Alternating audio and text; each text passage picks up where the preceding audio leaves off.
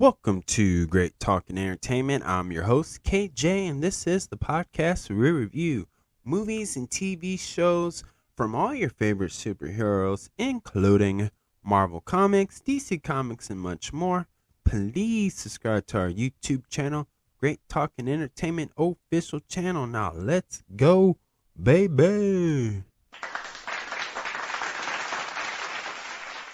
Hello, welcome back. You know what this is about. This is me reviewing Marvel's new show on the Disney Plus channel, Marvel's Secret Invasion. This is episode 2 review, and of course, this is a spoiler. So if you have not seen this show, pause this, watch the show, man.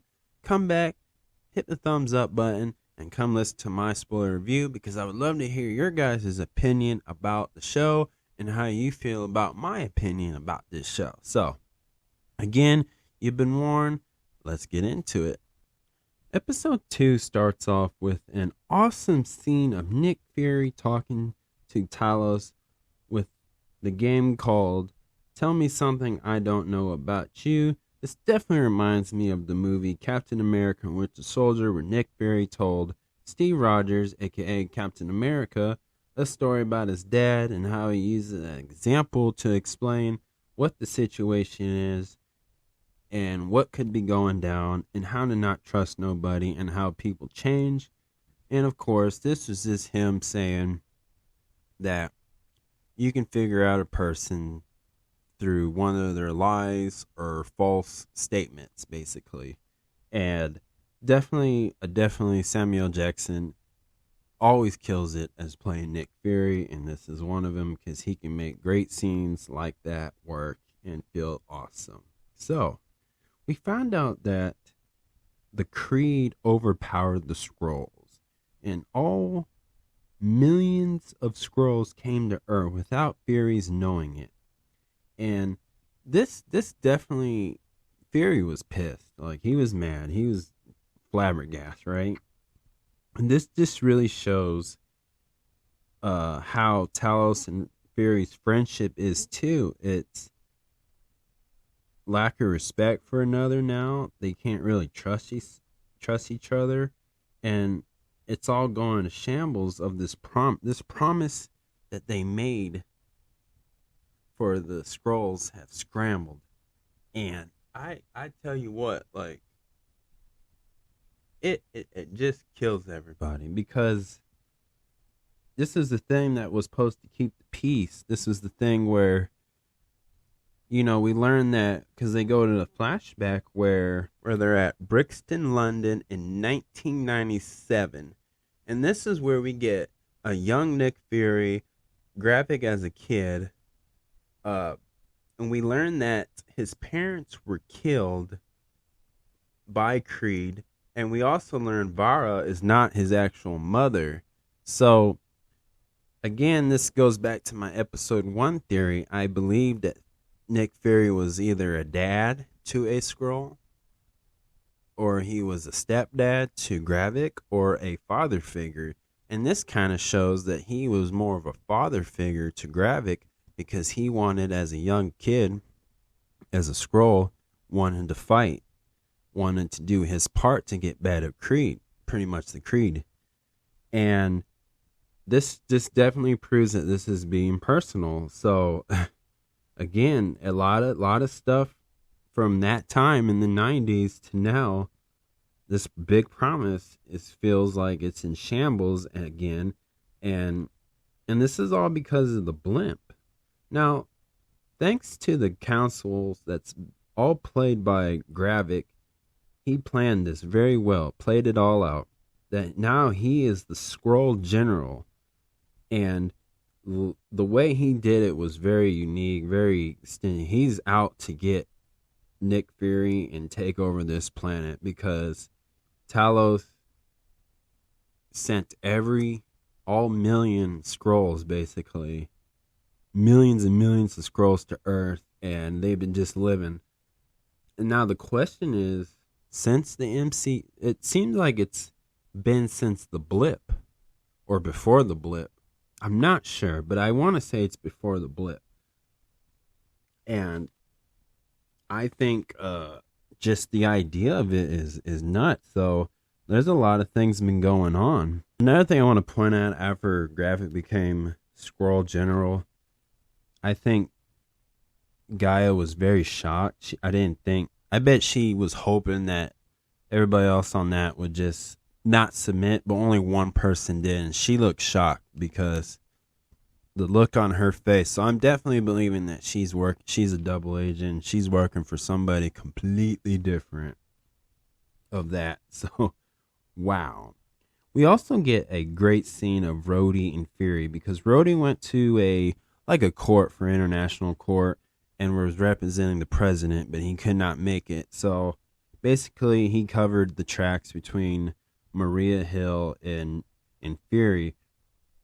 And what's interesting about this, they had a really interesting conversation, and it had a lot of questions where I see a lot of people on the internet think that he's a Skrull, but he knew about the Skrulls for about 15 years, and he tells Fury that he's fired by the president.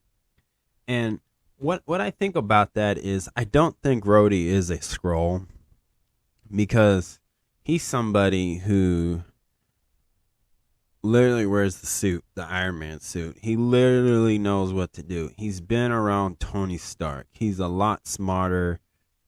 Yeah, he got hurt really bad by Vision, but not on purpose. It was just an accident. But he still got it. He's still good. And obviously he takes his new job very serious, and he has a seat in the government.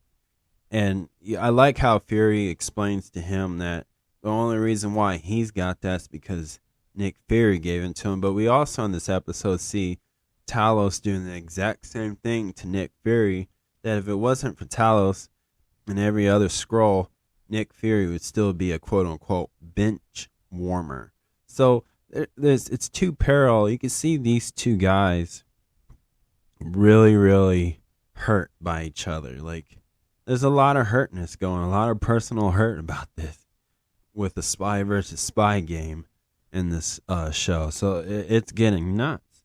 Because of this, we start seeing some new stuff about this, because think of the fact that Rhodey knew for 15 years. So who else knows? Which I believe it's Thunderbolt Ross, because we see in this episode that Sonya tortures a Skrull to get information out of him, in which he did, and cut his finger off, which Gravik saw that as, oh no, he snitched, and obviously they killed that Skrull, which I believe was Beto, Beto. But again, that's how the episode ended. Even though Gaia is the one who has been leaking information to her dad, and they're also trying to set up a meeting between Gravik and Talos, which not by his daughter, but one of the other council members, which is a trap, obviously, too. So there is a lot going on. Again, plot twists and turns.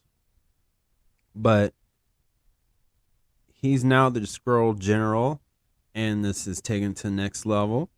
And we also, it's hinting that there's Skrulls that work for the government in a higher level rank who has access to big weapons, which is not good. So again, there's a lot going on, and I really, really like this. I just like this. It just seems a lot.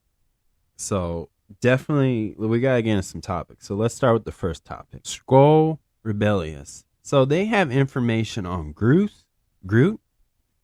Frostbeast, Skull Obsession, and Extremis, which I'm not too about the other two, but obviously Groot and Frostbeast. This is crazy. I think they're gonna learn how to shapeshift into Groot and a Frostbeast, and the other two that I can't remember. But if they do that, that's nuts. This is nuts. And with that episode we get though, because Gravik brings in the councils and they showed them this, which is our next topic, a machine that makes them stronger, basically like super scrolls in a way. And I think this machine is just the way to get someone like Groot. Can a scroll turn a Groot? This is gonna be nuts, and I kind of want to see it. I would love to see a Groot and find out it's a scroll in this season. That I would be happy. I literally would be happy. I would be happy. Like that would be cool. I'm just saying, but Frost Beast too, like, because I would tie in some Thor, Loki. You know, come on, let's go. But it'd be dangerous. It'd be a dangerous battle for Nick Fury to fight a scroll that looks like Groot, because I don't think Nick Fury's ever dealt with a Groot before. So that'd be challenging for Nick Fury. Nick Fury, and then here's the last topic. Nick Fury is married to Vira, and that is nuts. So this tells me that, again, Nick Fury is a character that has secrets on secrets on secrets. So he's basically been married to Vira since Marvel Phase 1. Like, that's how long he's been. Longer than that, but since Captain Marvel, basically. But if you go from not Captain America, but start with Iron Man 1, he's been married to her for that long. Like this, now I believe he has a kid with her, and they just haven't introduced this kid, and this kid's an adult at this point. Like, I truly believe Nick Fury has a kid with her. I really do. I really, really do. Dead or alive, I'm just saying. I think he has a kid with her. But that's my theory on that one. I think he has a kid. I think they have a kid. But if I had to give this 1 out of 10, I'm definitely giving an 8. Really awesome show. Great episode. A lot of action packed. And a lot of, again, this is Nick Fury. Like, Nick Fury is rebuilding. He's starting over fresh again, and he's fired from the government. Like, but I like what he told Rhodey. Like, when Nick Fury's out, I'm in. Like, he's going to, but his allies are very short and thin at this point.